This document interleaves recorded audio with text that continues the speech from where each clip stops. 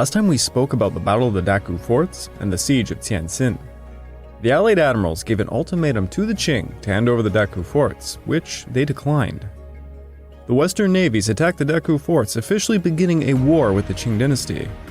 The siege of the Daku Forts led the Qing to fully support the Boxers, who raised the siege against the foreign legations in Beijing and the foreign settlement in Tientsin.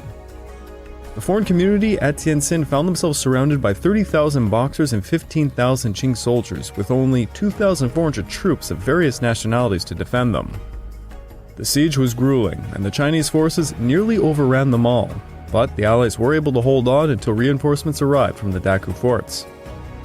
Despite receiving extra troops and restoring communications to Daku, the Allies were still greatly outnumbered, and now those in Beijing were in even more severe danger. This episode is the Boxer Rebellion Part 4, Darkest Days Before the Dawn in Peking.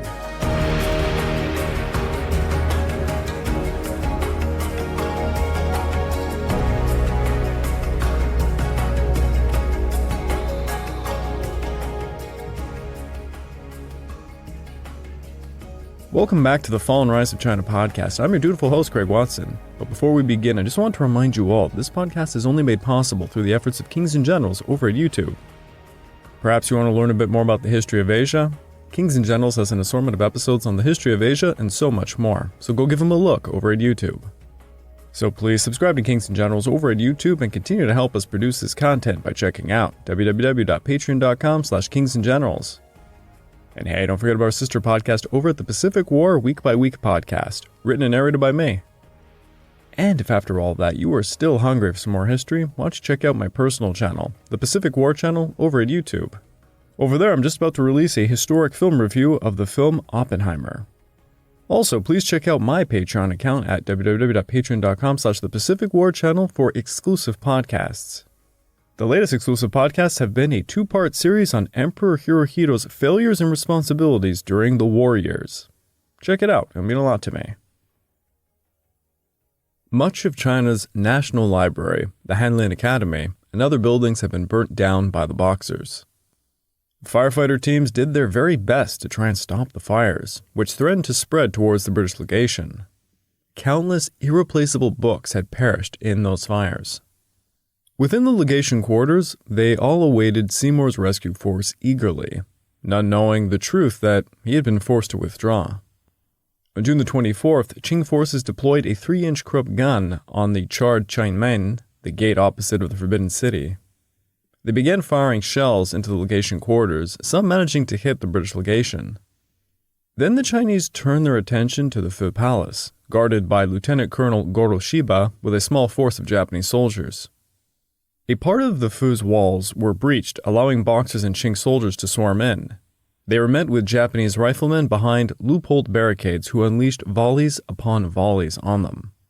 The Japanese were vastly outnumbered, prompting Colonel Shiba to request urgent reinforcements, as the Chinese Christians began fleeing the Fu Palace in panic.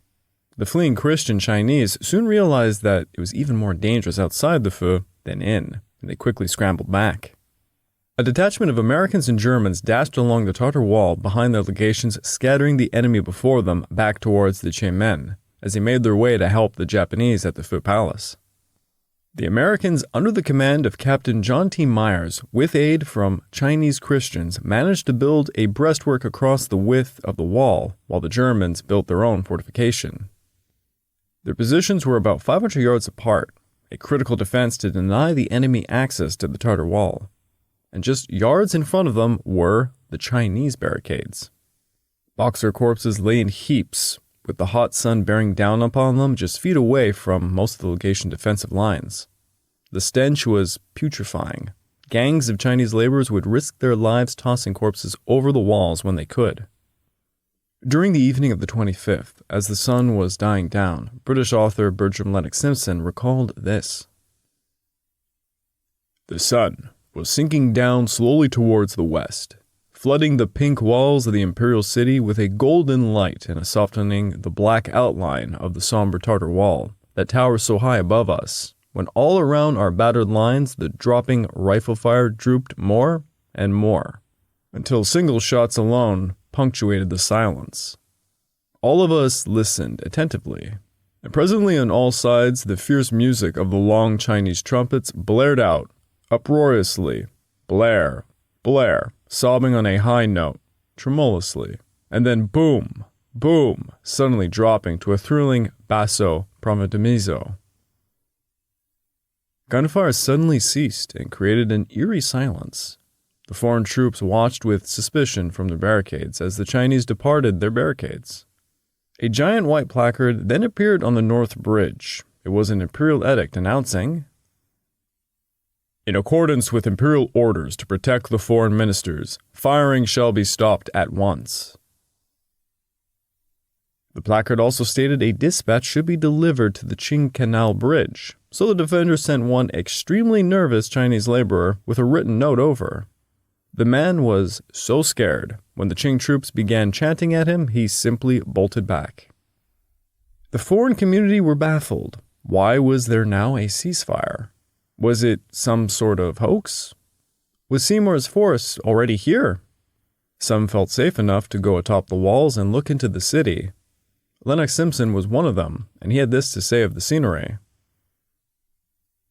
"Just outside the palace gates were crowds of Manchu and Chinese soldiery, infantry, cavalry, gunners grouped all together in one vast mass of color. Never in my life have I seen such a wonderful panorama, such a brilliant blaze in such a rude and barbaric surroundings. There were jackets and tunics of every color, trouserings of blood red embroidered with black dragons, great two-handed swords in some hands, men armed with bows and arrows mixing with Dong Fuxiang's Gansu horsemen, who had the most modern carbines slung across their backs. There were blue banners, yellow banners embroidered with black, white, and red flags, both triangular and square, all presented in a jumble to our wandering eyes. The Gansu soldiery of Dong Fuxiang's command were easy to pick out from amongst the milder-looking Peking banner troops. But of Boxers, there were not a single sign." The foreigners looked on to see the Chinese were busily fortifying their positions. At midnight, the firing resumed. Meanwhile, the Qing court had been tossing out quite a few imperial edicts as the conflict escalated. On the 21st of June, an imperial edict told the Chinese, "With tears have we announced in our ancestral shrines the outbreak of war." This edict was accompanied by some words describing the Boxers as patriotic soldiers and that they were being incorporated into the militias and rewarded for their bravery with silver and food. On the 23rd, another decree stated, "The work now undertaken in Peking by Dong Fuxian should be completed as soon as possible so that the troops can be spared and sent to Tientsin for defense." Now, I am reading that to you in English, but it should be noted the word used for work, shi, was intentionally vague, and it's euphemism for a swift massacre, obviously of the foreigners. No one in the foreign legations were aware of these edicts, nor did they know of the plight of their comrades outside Beijing. The one thing the foreigners knew in the legation quarter was that they did not just face Boxers. It was obvious to all the Qing government was now aiding them. On June the 29th, a message from the legations managed to sneak out via a Chinese courier. He slipped out all the way to Tientsin with two messages in hand. The first was from Sir Robert Hart, stating, "Foreign community besieged in the legations. Situation desperate. Make haste." The second was from a missionary telling the tale of what happened to von Ketela. The Allied admirals were in despair, for all they knew Seymour's mission had failed and Tientsin was once again under siege. The first child born inside the legation quarter since the conflict began was named Siege, in the hopes he might actually be raised. Over 5 Qing armies were now in Beijing, increasing the ferocity of the attacks upon the legations. The foreigners estimated that, on a single night, over 200,000 bullets were fired at them by riflemen. But what baffled them all was why the riflemen aimed so high. Casualties should have been massively worse than they were. Some began to theorize the Qing were keeping up a barrage to force them to surrender or flee. By July the 3rd, 38 legation troops had been killed with 55 wounded. Every window was bricked up to protect occupants from bullets and shrapnel. Doctors and nurses struggled to keep pace with the number of operations. They had no x-rays to help find shrapnel or bullets in patients, making it pretty gruesome work. Several ministers' wives were working as nurses. Everyone was trying their best to survive. Dysentery was becoming rampant. As bad as things seemed to be for the foreigners, it was terribly much worse for the Chinese Christians at the Fu Palace, however. On July the 1st, British civilian Nigel Oliphant wrote this in his diary. The Chinese Christians were dying like sheep from smallpox. We do not reckon Chinese converts in our casualty lists, and that we could therefore be not much more precise. Morrison went to inspect the Fu, where the Chinese refugees were crowded like bugs in a rug, and he was appalled. His doctor's sensibilities were outraged by conditions that were stinking and insanitary. Children ill with the scarlet fever and smallpox, with diphtheria and dysentery. MacDonald was directing the defensive efforts as the Boxers and Qing assaulted their barricades. Gaps were continuously being made and plugged up. On June the 30th, another major attack was directed at the Fu Palace. The 3-inch Krupp gun was battering the Fu's walls, prompting the commander of the Italian forces supporting the Japanese, Lieutenant Paolini, to lead a brave sortie against it. Captain Poole had this to say of Paolini's sortie. Paolini appeared to have lost his head and taken wrong turnings. Yes, the poor Italian lieutenant had led his small party through some alleyways, and it seems that he got a bit lost. They ran into some Qing forces who fired upon them, and Paolini was hit. They desperately tried to escape, finding a small gap between a wall and the Fu to save themselves. The most desperate fight would actually be on the Tartar wall, which, if it fell, all hope was lost. On July the 1st, Qing soldiers were spotted creeping up a ramp to its top. The Qing surprised the German barricade, who, according to Nigel Oliphant, fled before the Chinese had fired a single shot, and without having had a man even wounded. The flight of the Germans left the American barricade just 500 yards away, completely exposed. This prompted the Americans to pull back, and the situation was extremely dire. MacDonald called for a war council, and it was decided a mixed force of British, Russian, and Americans would storm back up the wall to reoccupy the American position. By the way, I think I had said it once before, there is a very old movie on this called 55 Days or Nights in Peking. I think it's 55 Days in Peking. Now, I know for probably some of you, you're much younger, and it can be grueling to watch films from the 60s, but I do recommend this one. It's interesting to say the least. A lot of white people dressed up as Asians, mind you, which is pretty messed up. But it's very entertaining, and the way that they show the fight for the legation quarters is honestly pretty good. And this scene in particular, it's excellent. Fortunately for the foreigners, the Qing had not pressed home their advantage to bolster the barricades.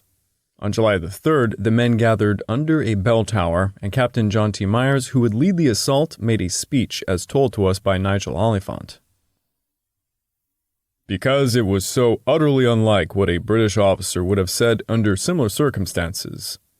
He began by saying that we were about to embark on a desperate enterprise, that he himself had advised against it, but that orders had been given, and we must do it or lose every man in the attempt. He then explained what we had to do, viz., line up the wall and rush the covering wall. Then follow up that covering wall till we got to the back of the Chinese barricade. He ended up by saying that, if there was anyone whose heart was not in the business, he had better say so and clear out. One man said he had a sore arm and went down. Not one of ours, I'm glad to say. At 2 a.m. on July the 3rd, the mixed force of 26 British, 15 American, and 15 Russians stormed up the Tartar wall led by Captain T. Myers. Apparently, the Americans were making hollering sounds like natives from their homeland, And being somebody who actually works on a native reserve, with Mohawks no less, I can say this probably would have been interesting to see. They caught 20 Qing soldiers sleeping who were butchered, and they sent the survivors fleeing in a panic. 2 American Marines were killed in the process, and Captain T. Myers tripped over a spear and wounded himself in the thigh. But the wall was recaptured. Retaking the wall was a key pivotal moment of the fight. For the rest of the siege, the barricade atop the Tartar wall was nicknamed Fort Myers. It was a fitting action to be a prelude to the American celebration of July the 4th the very next day. The American Marines celebrated the 4th with some well-earned drinks atop the Tartar wall. It must have been hella awkward for the British around them. Those ungrateful colonists, am I right, Brits? Meanwhile, Colonel Shiba was struggling to keep the assaults upon the Phu Palace at bay. By late June, nearly a third of the Phu had been abandoned, forcing the Japanese to pull back to the second line of defense. All the other nations' forces agreed. Colonel Shiba was an outstanding commander and led his small but efficient force to their admiration. And I must say, having read so many primary sources, it's true, everybody had just fantastic things to say about this colonel. He really showcased valor when he was defending the Phu Palace. Late June brought in some rainstorms that made everyone's guard life hell. Many of the Chinese believed thunder and lightning was a signal from their gods. Temperatures reached 43 degrees in freedom units, that's like 110. Black flies were everywhere because of the corpses. The men began smoking cigars from morning till night to overcome the stench and the bugs. Even some of the women began chain-smoking cigarettes. The situation was becoming worse and worse, taking a toll on everyone. Apparently, the French minister, Pichon, began pacing around telling everyone who was near him, "La situation est excessivement grave. Nous allons tous mourir ce soir." The situation is exceedingly grave. We are all going to die tonight. Sorry for being a bit annoying with my French, but it adds some flavor to it, doesn't it? This guy just screaming for his life like that. If there's any francophones listening to the podcast, je m'excuse pour mon français. Though if you want to hear more of it, I'm actually going to be putting out an episode pretty soon on YouTube for the first time in French about France's role during the Pacific War. But you will be happy to know I didn't narrate the full thing. I got my francophone wife to narrate most of it. Yeah, I don't want to torture people with my Anglophone accent. By the way, apparently by this point, most of the ministers were doing pretty much nothing to aid the situation. As one of my sources put it, the Russian minister, Ziger, took walks between his legation and the British legation, making himself look like he was working while not really doing anything. The Spanish minister, Señor Colagan, was extremely ill. The Dutch minister, Knobel, offered his services as a sentry, but also acknowledged he did not know how to fire a gun and was extremely short-sighted. The American minister, Conger, just walked about, taking a cue from his Russian counterpart. The Japanese minister, Baron Nishi, kept silent as he could only speak Japanese and Russian, and the Japanese and Russians were certainly not friends at this time. The German minister, von Bellow, went into his legation and began playing Wagner's Ride of the Valkyries on the piano. Apparently, he was determined to die in a storm of music, which is pretty cool. Thus, MacDonald had his hands full, and he had this to say of his colleagues. The Russian minister asks twice that the British should remove a sandbag barricade which is blocking his withdrawal route to the British legation.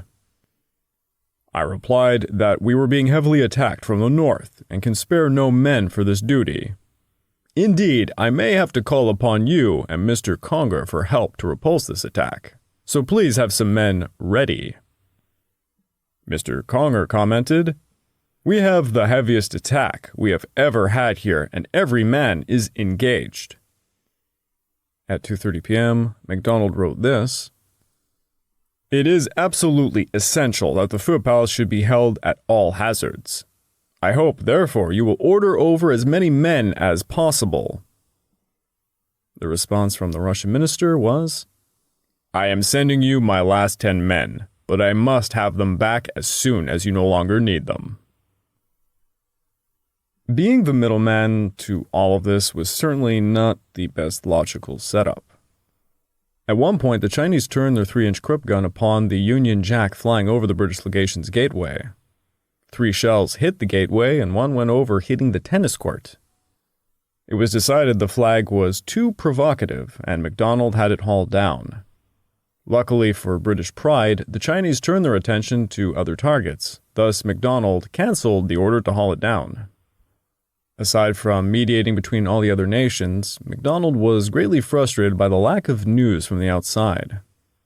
A young Chinese boy from Shandong province volunteered to carry a message out on July the 4th. The message was directed to the British consul in Tientsin. It was put inside a rice bowl filled with rice. The little boy was the first messenger to reach Tientsin since late June. He got there by July the 21st after a very hard and long journey. Meanwhile, casualties were piling up. The French consul general in Shanghai's son was shot dead during an attack against the French legation on July the 1st. On July the 5th, David Oliphant of the British Consular Service and brother to Nigel was shot while trying to cut down a tree in the Hanlin. David died of his wounds, and he would be buried shortly after.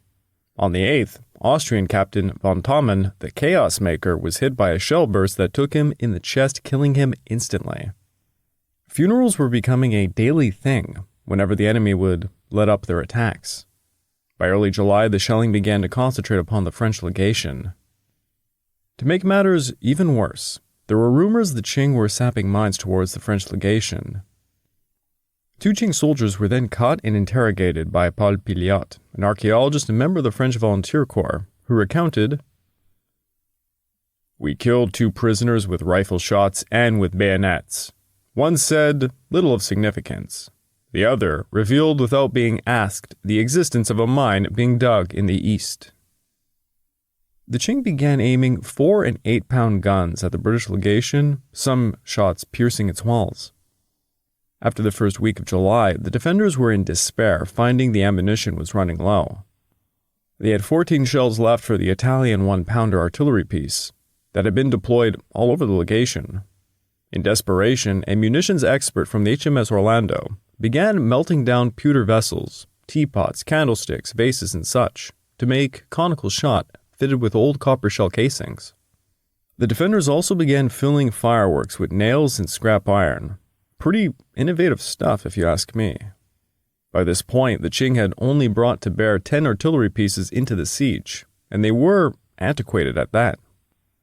They most definitely had larger and more modern pieces, but they were not deploying them, puzzling the defenders. Some of the foreigners questioned the Qing gunnery as well. It was as if their riflemen were all at Tientsin and the Beijing troops were all novices. Many of the Qing were able to fire on the outer walls of the Foot Palace at point-blank range, but they were not hitting anybody.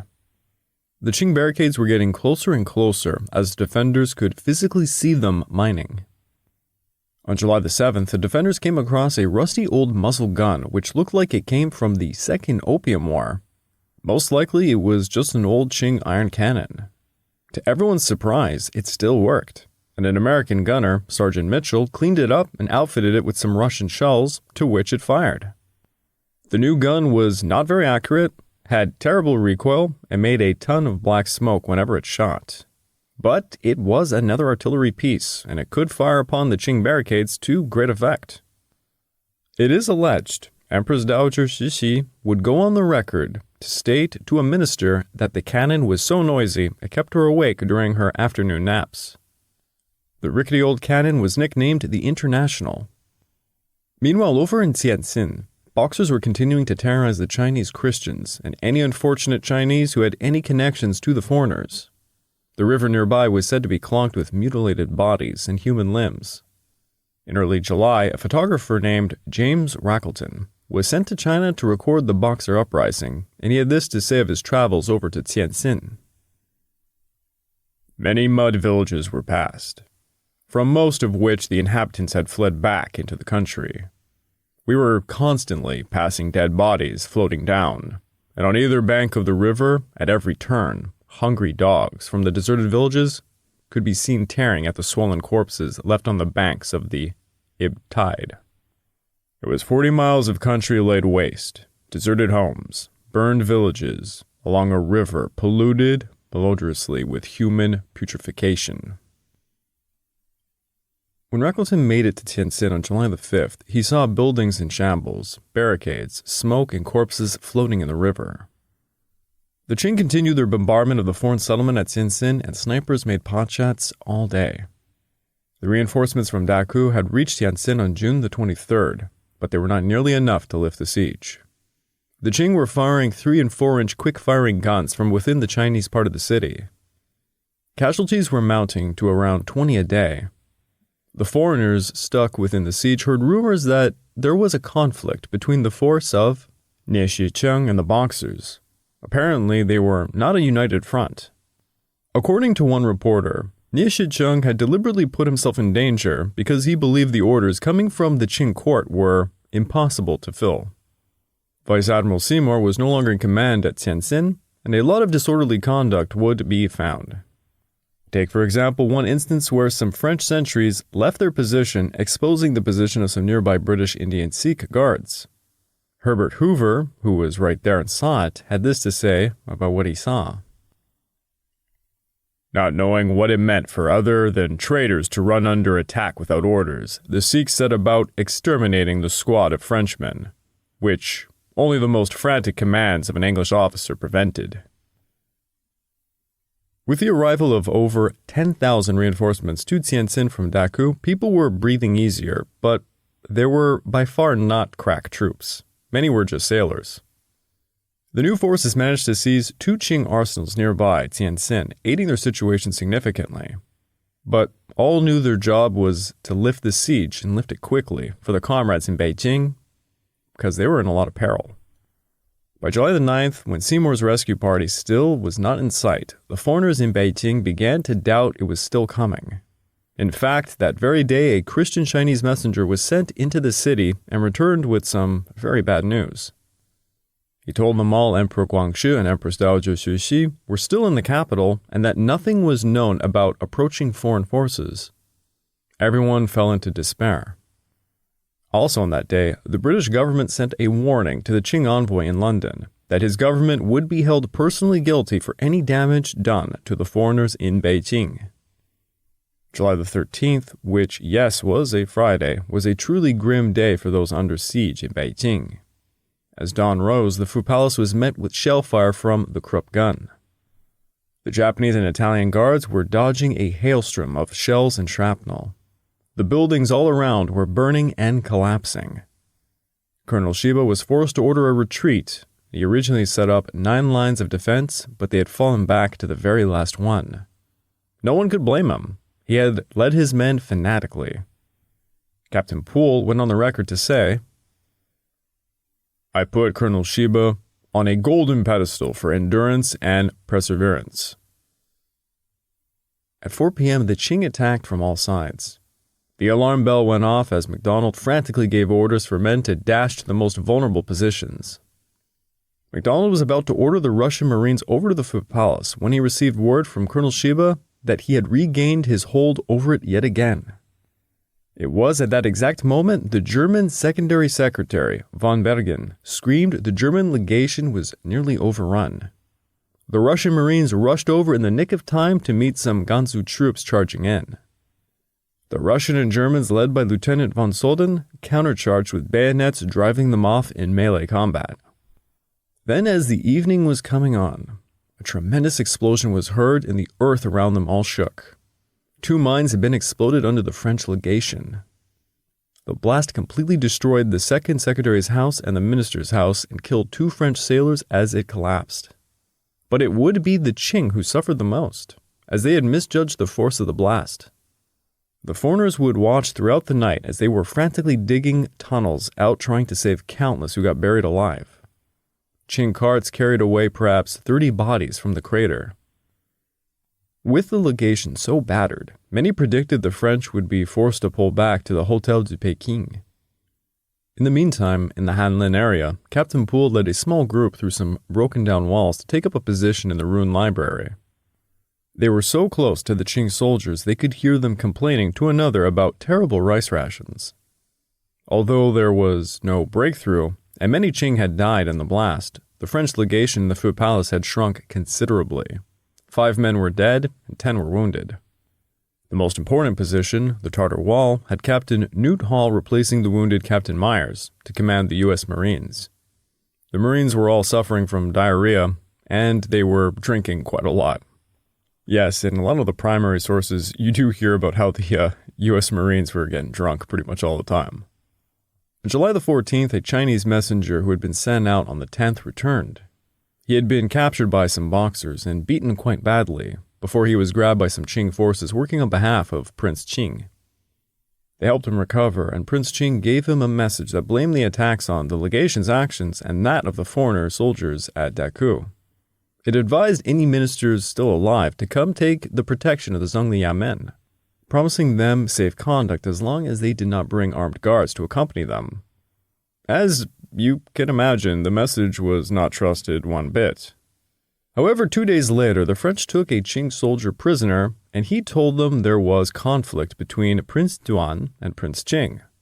This led some to think perhaps Prince Ching could be trusted. MacDonald sent out a messenger to tell the Zhongli men they would not stop defending themselves, and if they wanted to negotiate, they should send an official with a white flag. While they waited for a response, Colonel Shiba sent word that all of his sailors and volunteers were simply exhausted. They had been on duty since June the 20th, and not a single man had ever changed his clothes nor taken more than 3 to 4 hours of consecutive sleep. Shiba asked that his men be taken off duty for 24 hours to recuperate, and if the British could simply help him out. MacDonald could only agree as he knew the Japanese had fought like lions for weeks. On July the 16th, Captain Strauss led a relief party to the Phu Palace accompanied by George Morrison, who recalled a traumatic event. "We were caught in a shower of bullets. I felt a cut in my right thigh. At the same moment, 'My God,' said Strauss, and he fell over into the arms of Shiba, who was on his left. Shiba ran for a surgeon while I tried to apply a tourniquet, but it was no good. The thigh bone was shattered, and Strout's body was soaked in blood. Both myself and Strauss were carried by stretcher to the hospital, under such heavy fire that a bullet passed through Shiba's coat. It was immediately obvious that nothing could be done for Strauss, who had a severed artery in his thigh. He died 3 hours later." Captain Ray replaced Strauss to command the British Marines taking up the Phu Palace positions. MacDonald figured by the end of July there would be nobody left to oppose Dong Fusang's forces from storming in and killing the men, the women, and children all. The very night they were burying Strauss, the messenger they had sent to the Zhongli men was returning with a letter. The message was stated to be from Prince Ching and, quote, "others."